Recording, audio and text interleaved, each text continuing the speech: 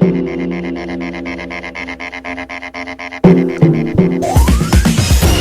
is on 6 minutes after the hour, 6 o'clock, and it's a very good evening to you, and welcome to our broadcast this evening, brought to you courtesy of Government Communication and Information System, the GCIS, alongside the Department of Justice and Constitutional Development and the National Prosecuting Authority, that is the NPA. My name is Karabalans Stolwana Sabapedil Matabele, Kwa Mugele Mtilichi Mokashonyare Nayo, now we Tishechwa, Government Communication and Information System, and the Department of Justice and Constitutional Development. There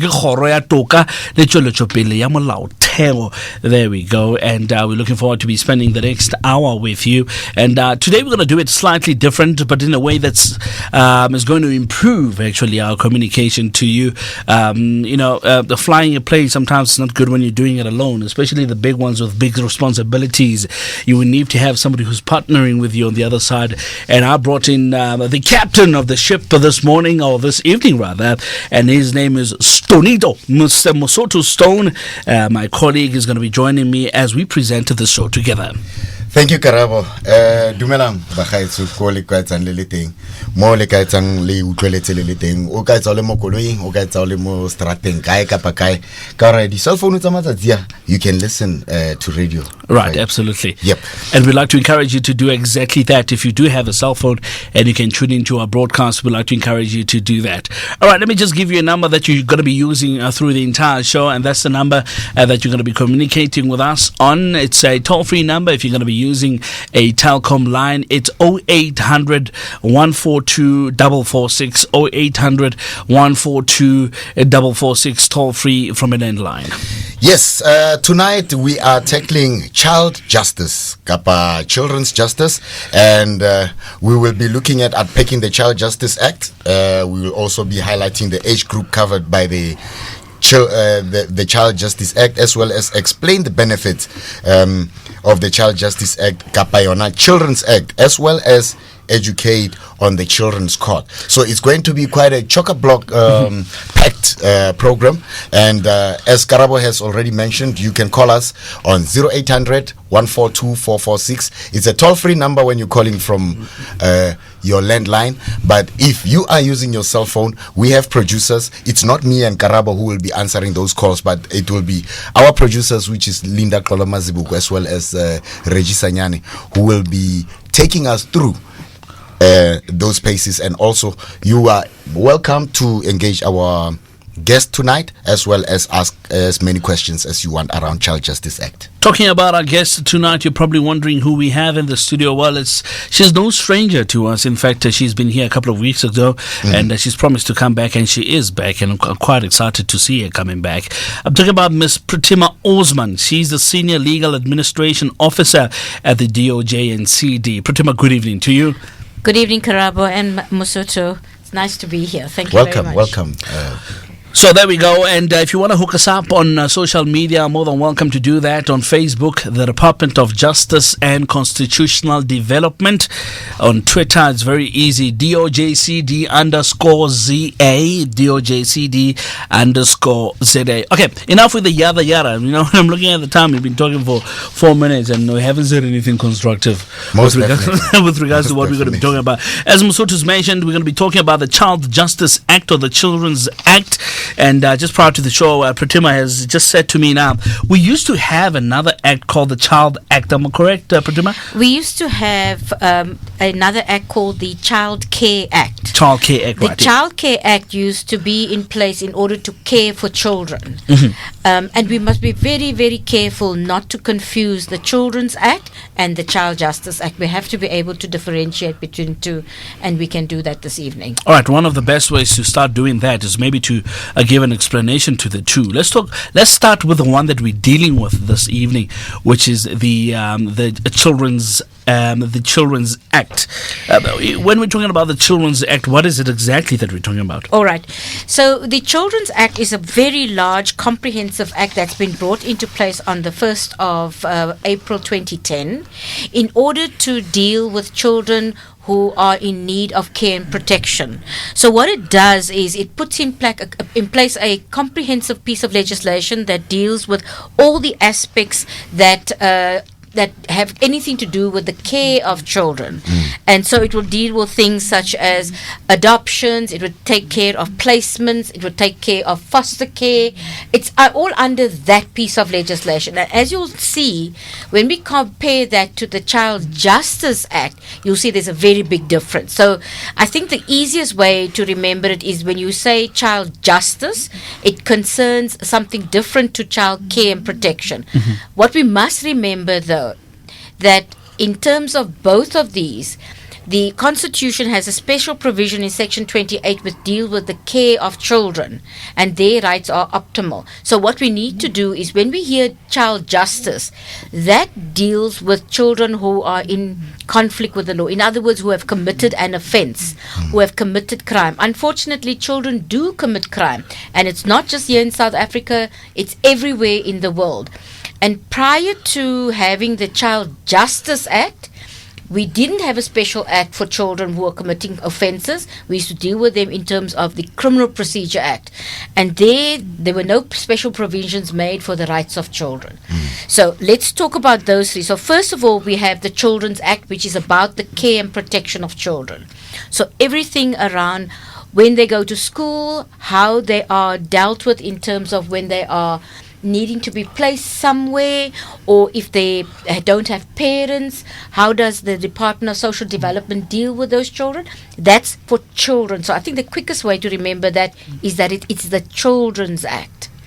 The Child Justice Act is when a child breaks into a place or has committed another type of offense, then, and the criminal law comes into place, then we deal with the Child Justice Act. And that's very, very important. The distinction is very, very important. All right. So the Child Justice Act actually deals particularly with when a child has offended.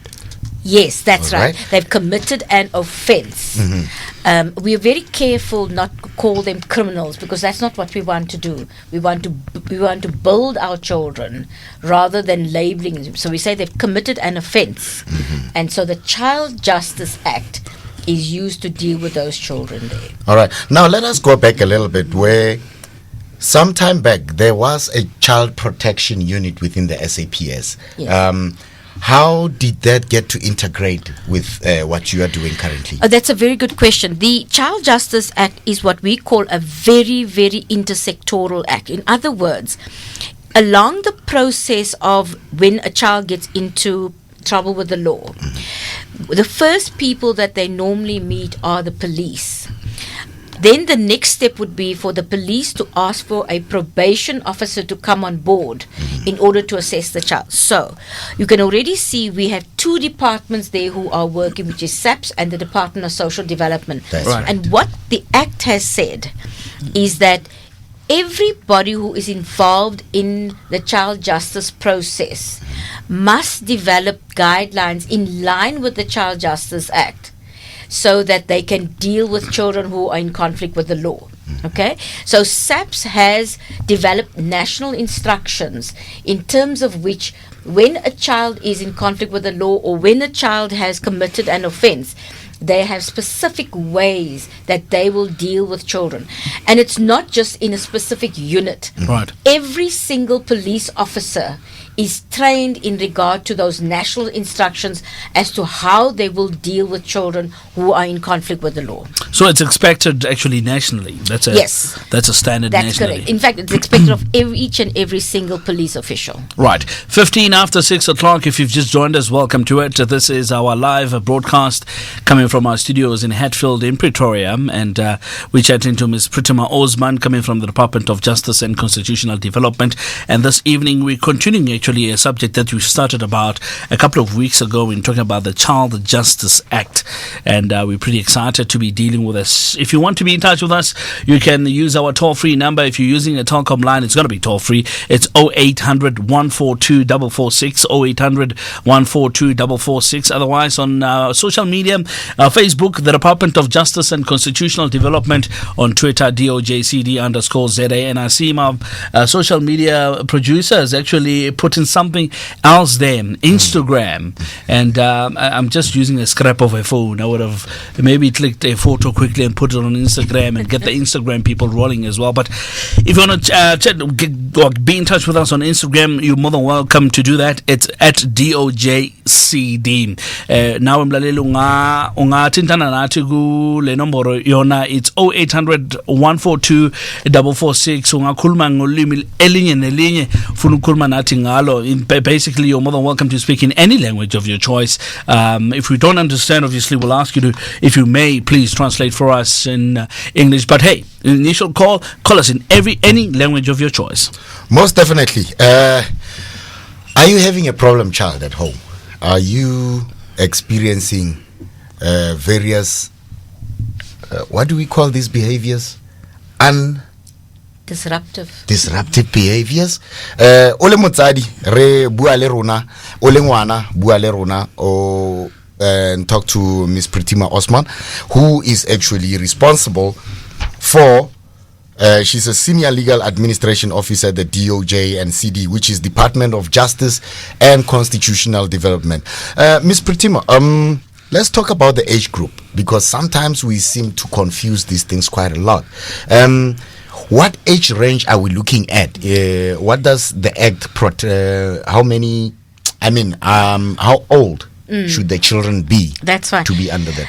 Okay, so currently the Child Justice Act says that children under the age of 10 do not have the capacity to understand what it means to commit a criminal offense. Right. And in legal terms, we say they don't have criminal capacity in regard to when they're committing an offense.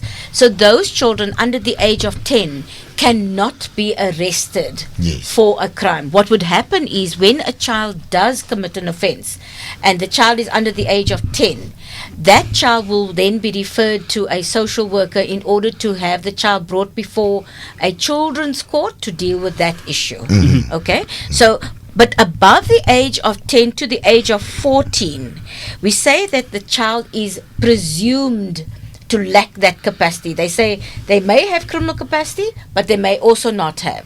But they are presumed. So in order to find out whether the child has criminal capacity, the child is then assessed. So that's between 11 and 14.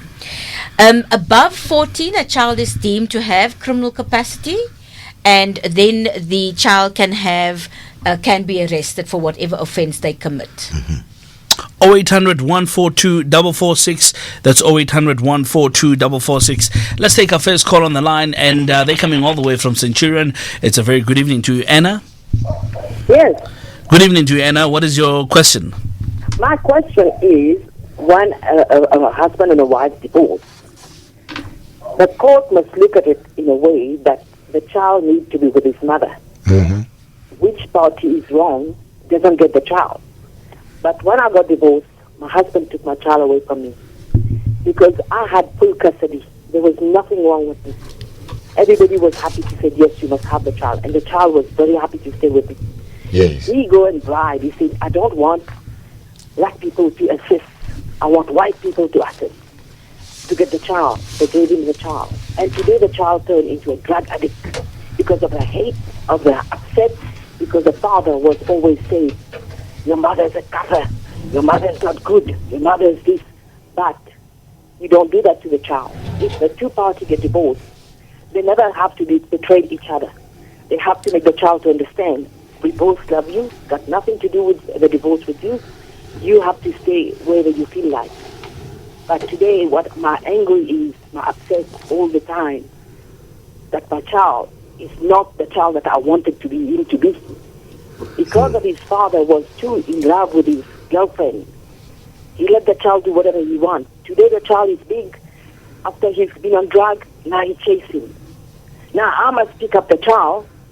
Now, with his problem, no money, aggressive, no respect, no nothing. Mm-hmm. Because he told me, you didn't brought me up. I don't want to use bad words, but that is not nice. All right. But now tell me something, Anna, what is it that you would like to see happen in this instance? You've just given us a background, but I would like to establish, maybe if you do have a question, or maybe there's a comment that you would like to throw in after having given us that. My comment is... If I may ask before Anna goes. A mother should keep the child. A mother must be with the child, not a father, because a father cannot be like a mother. A father, once he divorced his wife after a couple of years, months or two, he's got a girlfriend. He doesn't care about the child. He can be a girl or a boy.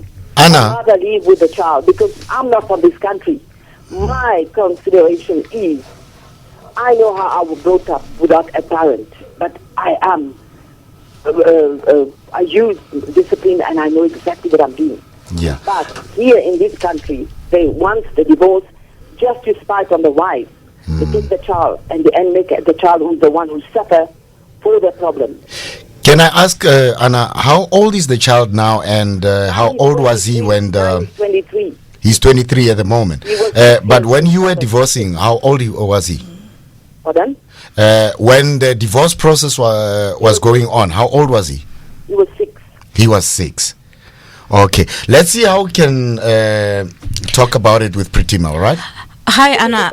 The thing is, he's, the father doesn't want to pay for an education for him. Okay, he did his matric, he passed.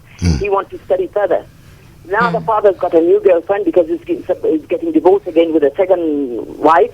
Now he's got a new girlfriend, now he chased the child. He doesn't want him, he doesn't pay nothing, he doesn't even give him food. When you look at him, it's heartbroken. Hi, Anna. I would suggest that if your child is still wanting to study further and is not working in order to be able to sustain himself, the child who's no longer a child, he's now an adult in terms of South African law. I would suggest that he approaches the maintenance court in the area where he resides, so that the maintenance court can assist him with whether he could get a maintenance order against this father, in order to support him while he is studying. Since he's no longer a child, you cannot do that on his behalf. He would need to do this on his own behalf as an adult. Yeah, this is Thank you. What I want to know is, let's say he goes to the court, maintenance court. He asks for a maintenance that his father must pay for his education, that he can study further. Yes, that's right. That's exactly what he needs to do. Okay. All right, Anna, you listen some more on the radio, all right? Say again? I'm saying you listen some more on the radio. Yes, I will be listening. Thank you, Cabral. All right, thank you so much. Okay. All right, and 24 minutes after 6 o'clock, I beg your pardon there. I'm just seeing that we've got another caller quickly, so let's take that one coming all the way from the Mpumalanga province, and it's Defender. Good evening to you, Defender. Kunjani, Baba? Yeah, man, I've got 2 issues now. The challenge is whereby you have a child, then uhlala no nababwakhe and the stepmother, and the mother has passed on. Now, what happens is lumntwana aphathekanga kahle whereby ahlala ne-stepmother khona, and even at school babona ukuthi umntwana akaphathekanga kahle. But what happens is the baba refused the child to go and stay with the grandmother so that bakhona ku benefit from i-grant yalo mntwana. How is that child is being assisted? Because the act has to be there to protect the interest of the child. And the second one is, you find out that umntwana has been raped and knows the perpetrator, but instead of appoint this person, appoint B just because of fear. We have born the perpetrator Lomdana. How does the act protect Lomdana law? Because of at the end of the day, who pointed the wrong person, Axulo Mundo or perpetrator, the perpetrator. Thank you so much for that, Baba Defender. We'll see how we can help you with that one. Let's go to Mararanka in Uppington. How are you, Mararanka? I'm fine, and how are you, sir? Hosiamera. Ne go gontle ke ne ke botsa potso fa ke na le potso e lengwe fela nka e botsa gore fa a ngwana le under age go ngwa le 14 years jalo a ba dira phoso e leng gore wa go tlhagela go khoto a ba tlolwa jalo ke botsa gore a ke ka gore a wa tlolwa fa ile gore o irile phoso e serious e leng gore ke serious crime moraga mo le gore go diragalang ka ene moraga moa. Okay, ke yone fela ra Yeah, ke yone fela. Ke lebogile thata rra. Okay, that was Mararanka in Uppington, and maybe we should start with the defender's question first, Karabo. Right. Defender wanted to know, the child is staying with the father. The mother of the child passed away, so the father is now staying with somebody else that he got married to, but he's being abused, the child. He wants to find out what is it exactly that he can do or it can be done in order to assist the child, seeing that the grandparents of the child are saying that they would like to take the child, seeing that he's being abused in that family, but the father refuses to let go of the child simply because he's going to be benefiting from some of the grants that he's getting through their child. So how could we assist in this regard, Pritima? Thank you. I think if I understood correctly, Defender said to us that the child is living with the stepmother and the biological father. Correct, yes. And the child is being abused by whoever in that family. Whoever is aware of the abuse of a child needs to report the abuse. That's the first thing. If you don't report it and something happens to the child, there is a consequence in regard to that. Okay, but it sounds like it's been reported. I'll tell you why. Yeah. Because it's gotten to a stage where the father is being approached and is being told, look, rather have the child stay with the grandparents. Yes. The problem is he's refusing for that to happen simply because there are suspicions that he might be benefiting from the grants that are being given to the child. Well, then one should actually approach the children's court in the area where the child currently lives. Who needs to go there?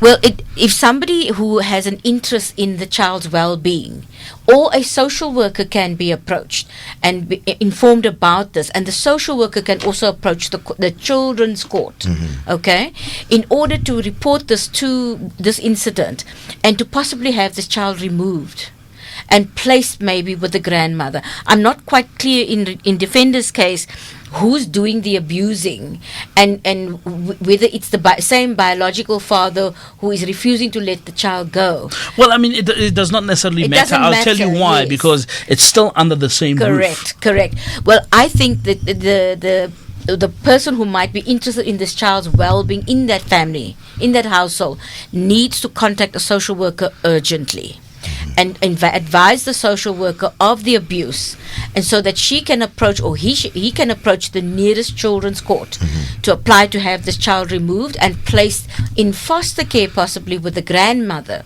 and the grandmother would then receive the grant in order to care for the child.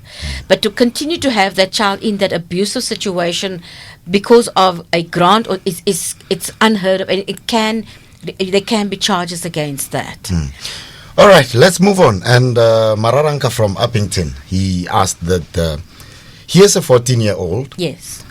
He did some serious crime. He's actually even probably thinking around murder one or something like that. Yes. And here he goes to court. Yes. What happens? Does he get convicted the same way that adults would? And what other procedures does he get? What kind of help does he get? And what is the end result? We've heard about state schools and all those kind of things. Yes. Can you take us through that? Yes, let's do that, because I think the one thing we need to understand that the Child Justice Act was devised in order to protect the child. Okay, so even when a child has committed an offence, he has rights. He has rights to education. He has rights to be treated as a child. But when he does commit an offence, there are certain options in terms of how he would be dealt with, so that he doesn't get treated like an adult in terms of the Criminal Procedure Act. So, for instance, you would find that in the Child Justice Act, and especially where a child may be 14, say, the age may indicate that this child, if it's a child between 14 and 18, the law takes it that child does have criminal capacity. You still may find instances where the magistrate is not satisfied that this child does have criminal capacity and still can have the child assessed by the Department of Health. Okay? Once the criminal capacity has been established, that this child understood what he was doing, he understands what is right and wrong, then there is what we call a preliminary inquiry. Yes. Now, the preliminary inquiry is a forum that a magistrate calls, or the Department of and the National Prosecuting Authority call, where a number of people who are known to the child.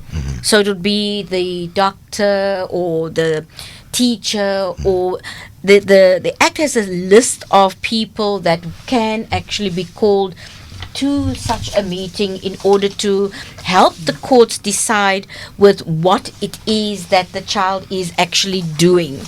So, for instance, a magistrate may say that they want a lawyer for the child. Yes. Okay, so that could be one of the things. Or they could also decide they want the teacher to be able to do a kind of a character thing about the child. But throughout the process, the child is encouraged to speak, to say why this crime was committed, yes. and also to gauge whether the child has actually understood what he or she has actually done. And it's a process that's held in a room, for instance, with a big table where everybody can sit and look at each other and talk to one another. The child is encouraged. You'll find that the child will be present at such a inquiry. The parent or guardian will also be present. The person who may be familiar with the child, such as the teacher, would be there.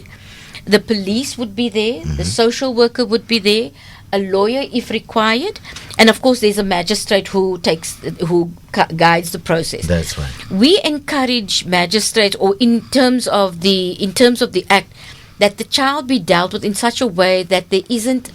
Courts are frightening places, and to be sitting with a magistrate in a room and being asked questions is also scary. So you'll find that the prosecutor and the judicial officer, the magistrate, will not be robed, for instance. So they're not wearing that black robe which scares. Yes, so yes. The proceedings are informal.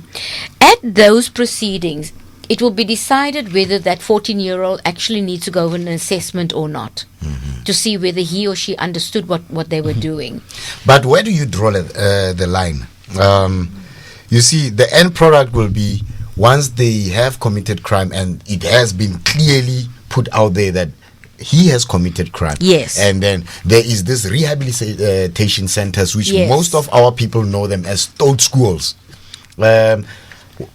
To what extent, where do you draw the line to say, okay, now he's going to stout school, now he's going to go Yes. through a counseling process? You know, yes. Well, one of the options is in terms of, if there is, for instance, it's a serious crime, as you've mentioned, Yes. and the National Prosecuting says that this must go to trial.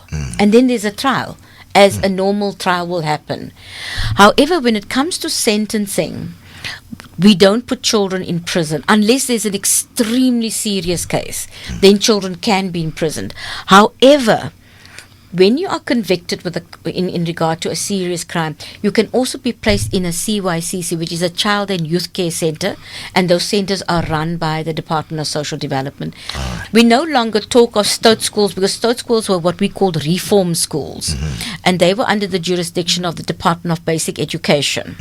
So children are now placed in Child and Youth Care Centers, which then also provide the child with an opportunity to still get education. Oh, yeah. So children are entitled to have education, they're entitled to have medical care, they're entitled to still be children in terms of what they are as people.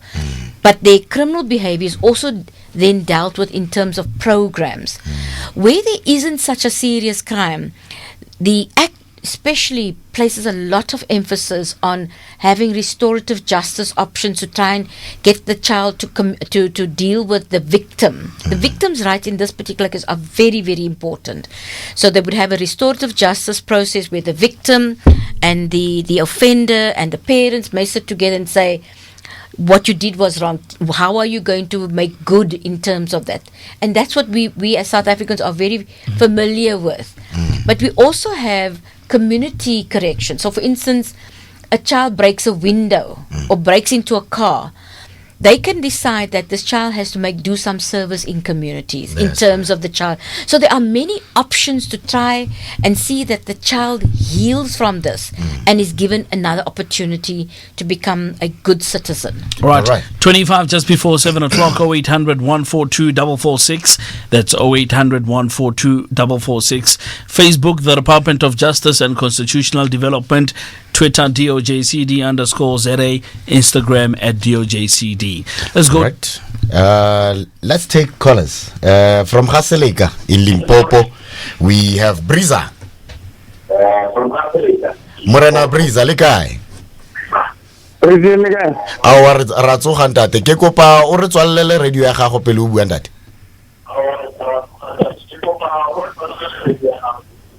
Okay Bob. Okay morenaka o ka bua le rona jwale. Ke kopa o ditse ke na le bana ba ithu. Yes. Le motse ke ba tshwetse mo motseng le mma bona ne mama bona. Ya le ke ba tla o extenda ntlo ke ba extendele ntlo so mama bona o re go nna re no o tshwarwa heutsa o sa ba extendele ntlo a wa extendela ntlo o dula mo mara ha o ka ba extendela ntlo o dula kwa wena o dula ntse ka re nna ke ba di extend se seng ne then ya no so o tshwarwa ene mo di mama on top of that ba o ya ba tlhokomela ke la problem maintenance ya wa pala ona stress maintenance mama bona o ya e mo paleze mo magistrate ya phalala no re bana ba le ba ge ba state or no ya ba tlhokomela nna ke le papa bona ntse tsa bona mara a di le bona ba tsa kona ntsetela mo nna ke dula nteng ya so kwa ke ba tlo nteng a singa ke ba hele ka mo nna ke khonong wa ka teng mo di dula nteng mo spinning saka ke mo ke dula mo so ya le ba tshose ya mo sa dilo mo tshose ya re ha ke renovate mo o la gore ke renovate le bana ba are to tshwarwa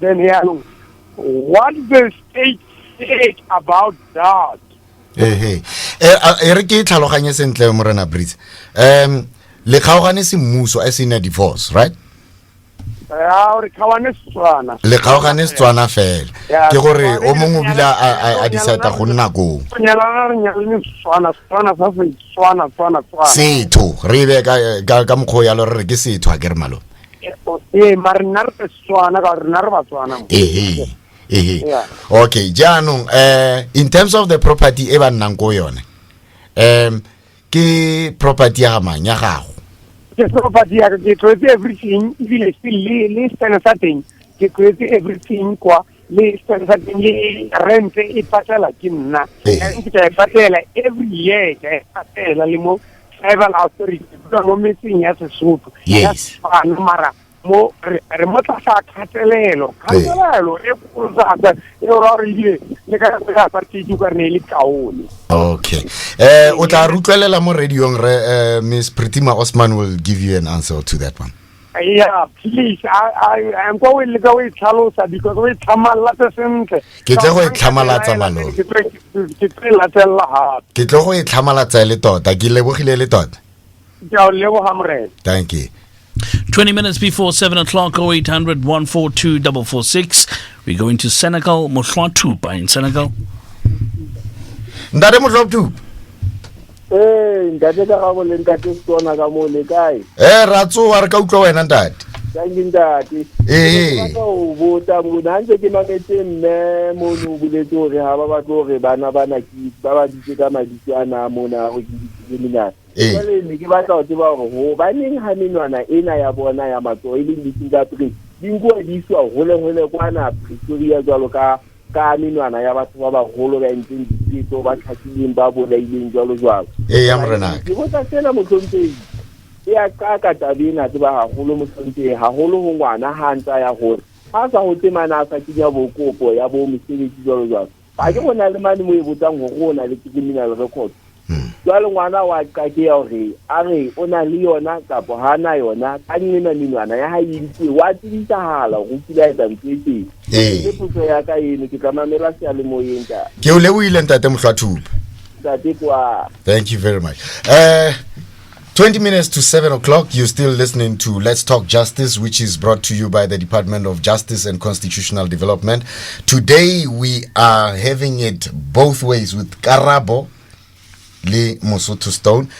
Today, we have Ms. Pritima Osman, who is from the department, who will be talking mainly about the justice the Children's Act, Kapayona Child Justice Act, which we want to explain and understand better than we do. And then, Karabo, you want to pose those questions for everybody's understanding? Let's start with the one. Breeze, I wanted to find out, he's got 2 kids that he's maintaining, but the children are not staying with him, and he's got plans to actually renovate and extend the house they're living in, but he's not staying in that house. Now, he's been getting threats from the former wife, who's been saying that if he extends the house whilst he's not staying there, he will face then the arm of the law.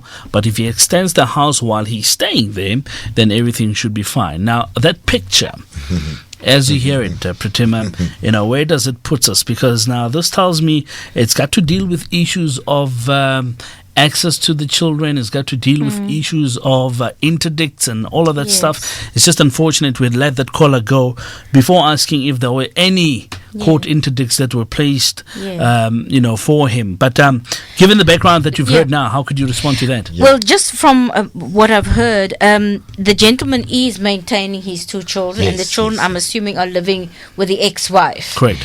The fact that he wishes to renovate and extend the house is an absolutely wonderful idea. And of course, I'm assuming that when he will be renovating and extending, that he will still continue to maintain the house. The fact that he doesn't live there has very little to do with it. The only thing that might be problematic is whose house is it? If the house were not his property and he extended it, he would need to get permission of the owner to be able to do the extension and the renovation. And then I think possibly what the ex-wife needs to and they need to and the ex-husband need to discuss is what will be the inconvenience during this period of renovation and extension, and whether in effect they need to move out a little bit and then come back. But those are practical issues, and in terms of the law, as far as I can see, the only aspect that Brisa needs to think about is the fact of whether this house belongs to him. And if it does, he could go ahead, provided he makes adequate care for the ex-wife and the children to be housed while this extension and renovation is done. And then, of course, I'm assuming that they will move back into the house. If not, there may be a problem in that regard. Yeah, in fact, that's a follow-up question that I gave him, that I asked him, where he says they are traditionally married. Yes. And traditionally, he stays in a village where they report to the tribal authority. Correct. Now, the tribal authority gave him that land as Brisa to stay there long way before they could get married. Correct. Meaning it's his property. Yes. So basically what you're saying is that there shouldn't be any problem if he wants to extend the property in the name of his kids. Correct. And of course, I think the biggest issue there would be that Brisa needs to make correct provision for the children to be housed and the ex-wife to be housed while the renovation is happening. So there's no problem there.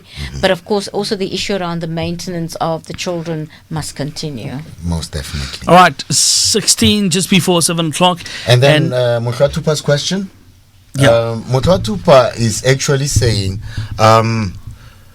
even though they are kids, they will be taking fingerprints. They will be taken to Pretoria. Like that's his idea of what happens to the fingerprints.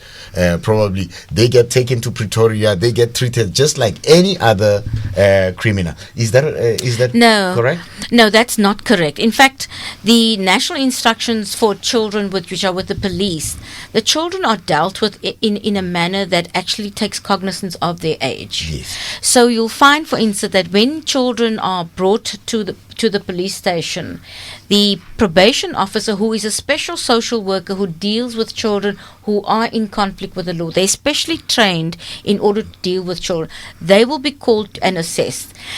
And most often, unless the parent is not available or they cannot find the parent or the guardian or an appropriate adult, the children are not kept at the police station, in the police cells. They will rather release the child into the care of the parent or the guardian or another appropriate adult with a warning or a summons that they need to be attending court, which court, what date, and so on. Then the probation workers assessment report will also accompany the child to the court the next day, but within 24 hours.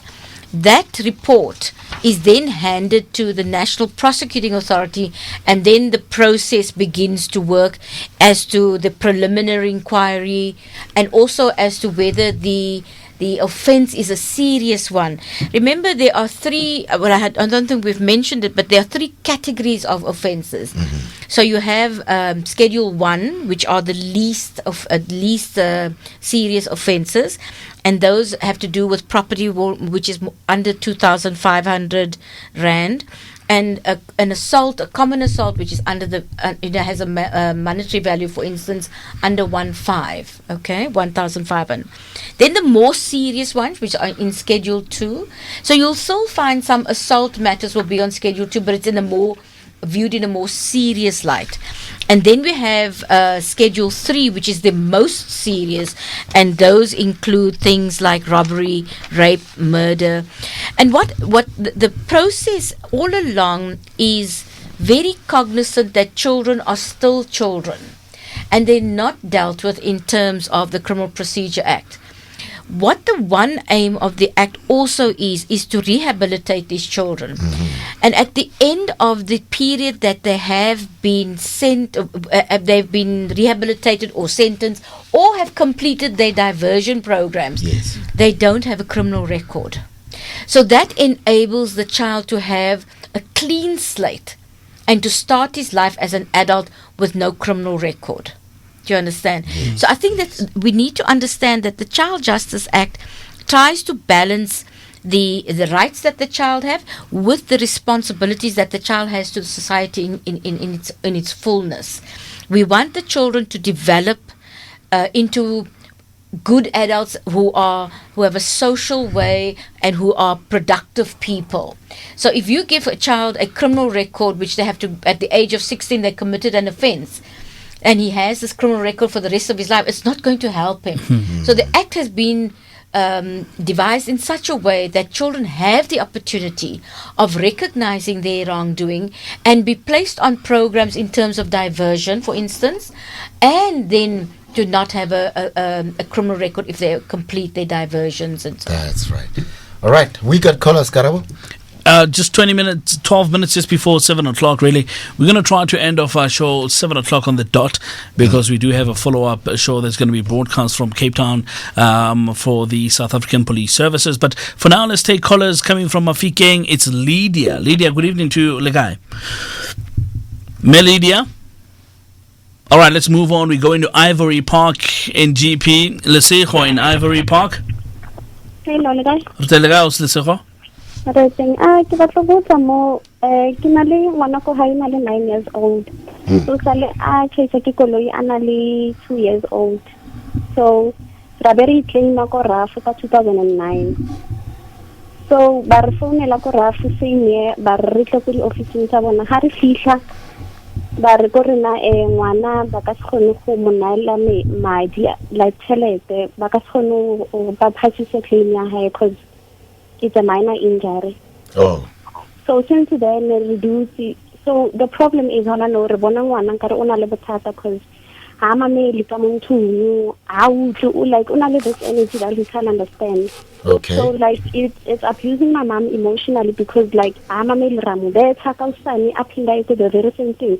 We punish him like ngwana vele tsana le bana ba bang, but still he doesn't listen, and also 9 years old, but unale we have shooting to 9, so we don't know what is wrong. Because the rough since so we don't know which steps we should follow. All right, thank you so much, Ausilina. We'll try to answer your question, okay? All right, thanks. Kelina Elikwatini in Mpumalanga. Kelina? Yes. Ninjani sisi? Yes, ninjani baba? Siyaphila, ngicela uvala umsakazo wakho. Okay, ngiyabonga kakhulu. Umbuzo wakho uthini? Okay, mina ngithanda uku-appreciate, ngiyabonga kakhulu nje kuma topics wanamhlanje. Le kade elenwathintile ikakhulu lapha ku child justice nalapha ku careers injustice and child justice. Thank you so much. Ngibonge kakhulu cishe nje ngigeyine nje information learning kakhulu bebe ngingekho awe ngayo baba. Thank you so much, Kelina. Thank you very much, man. All right, we're going back to Lydia. Apparently Lydia is back on the line from Mafikeng. Lydia? Yes, how are you, my brother? I'm good, and you? Ke mo mohalong. Arutlwa ga re potso ha we reng? Na ne ke rena ke utlwa mo bua ka child justice act. So it's like since it's go buiwa ne what is happening ke gore like le report ko ba ka boitotsi. No, you are trying your best for bana ba no tshega ka tsile se ame to tshwanetse. But now that nna ke tshelo hela ha ke tsipotso like ke kutlile gore like bana ba under 10 years, so they don't abatswali ko tronkong. So now ke rena ke nagana ke okay abatswali then ba cancel ba isa social working ba isa ko ba tshwarileng ba buile bona ba thuse. Now it's like how ka sheba this thing ya bana ba still has the same thing. It's happening even to the adults. A criminal laboring whatever, then they come out of jail. Still the adult. But after that we have the process, they are doing the same thing, they come out, things like that. But luckily one as individual, I saw there is something that is sorting that we don't see as Rona but to vote for. There is something like there are some things in life that only people they can do. Like social workers, they are doing their best. The way we're feeling about but they're not helped yet. So there are things that but there are some things they need God. Kireskai hangwana ira yuto quality. Hasi at the end of the day, because we are looking only the body. This is spiritual problem. So now we are done for our country, whatever. We need people those who are spiritually. Spiritually, I mean people those who know about God, those what are counseling, because they need a spiritual counseling, not sorry. No, I'm listening to what you're saying. In fact, I've got the gist of what you're saying when I was Lydia, and I do support that. And we'll just hear, where Pratima is coming from in terms of spiritual support. But thank you so much for having called in. We're just rushing time now. We've got exactly 7 minutes to go. Let's see if we can answer all these questions so that we can finish on time, because I just want to take up the last issue that's got to deal with divergence, and just to elaborate a little bit on that. Okay, now Lesego wanted to know. She's got a 9-year-old sibling who was hit by a car when he was 2 years old. They went to the road accident fund and they claimed, but they were told that there's nothing they can help them with because the injury was minor. But he's picking up some tendencies and some misbehaviors from the child. What form of help can he get? Or can she get as far as this is concerned? Okay, the first thing that I would suggest that is it Lesego should do, she should possibly contact the social worker in her area into connection with the child's behavior so that the child can be assessed.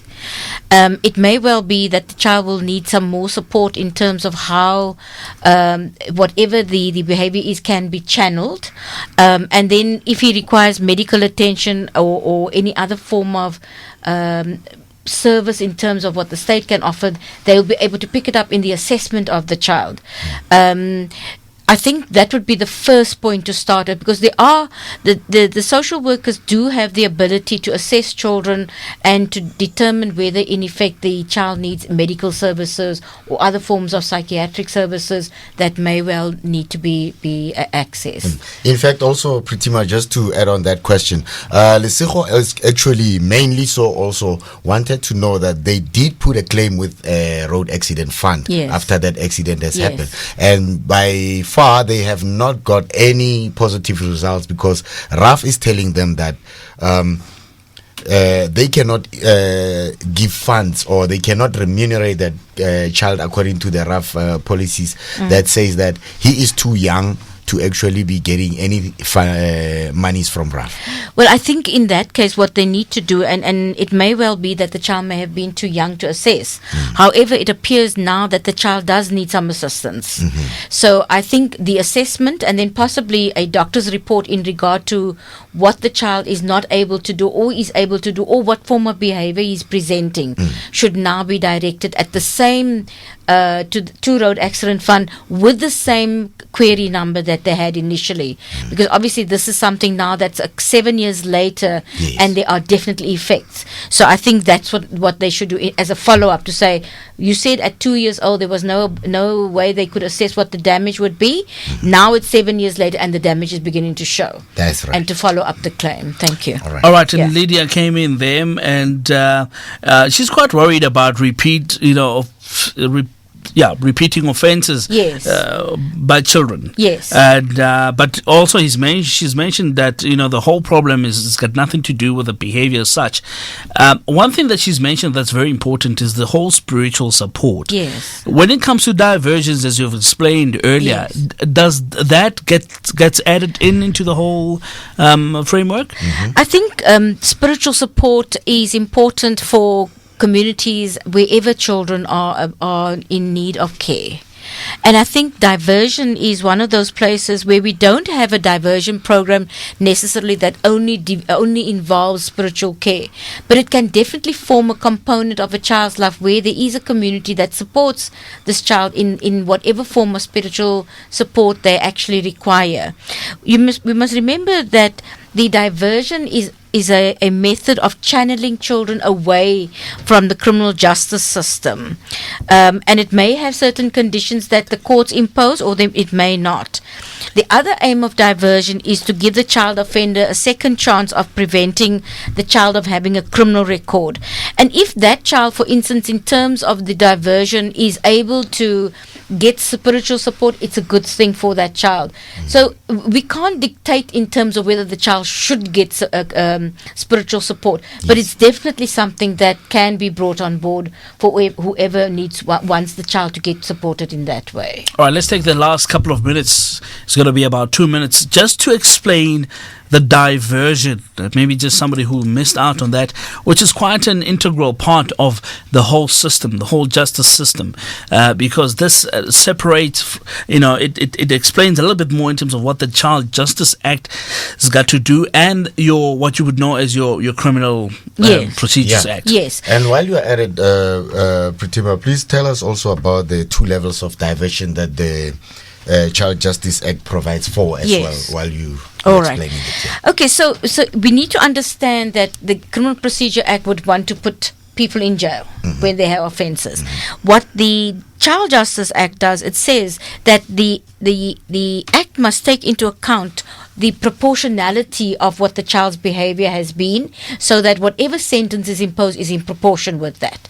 The diversion is one of those options where you can channel the child into programs or into doing something in the communities or attending school compulsory fashion. So that's also a form of diversion. So you don't send children to jail, where we know, for instance, that the conditions are quite harsh, and the child will then get permanently behaving in a certain fashion, because he sees himself becoming a repeat offender. That's right, yes. So the whole idea of diversion is to treat the child outside the formal justice system.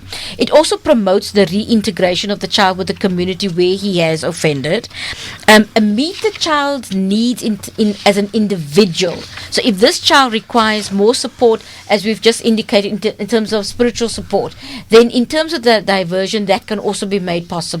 You understand? Yes. It also then tries to avoid the stigma in regard to a child who's committed offence, or saying, you're the one who committed an offence and you're no longer a good guy. So it tries to prevent that form of stigma happening. It's also an opportunity for children to express their views about what they have done and how they're going to deal with it under some form of rehabilitation. It reduces that potential for reoffending, for recidivism. It also prevents the child from having a criminal record, and it promotes the dignity and well-being of that child. So you don't have this idea that I'm a bad person. And the idea of diversion is to strengthen that person so that he has a sense of his own personhood as well. So those are the aims of diversion. Right. And it can be considered at any time during the child justice process. All right, 7 o'clock on the dot, and that's how we come to the end of this broadcast. And thank you so much to all the radio stations that have partnered with us this evening. And apologies to Bongani, Sir Cardinal Tepos, Bonele, Kasim, and Dan for not having gone through. But here's a number that you can call should you need more assistance. You can call Ms. Pritima Osman, who's been our guest this evening.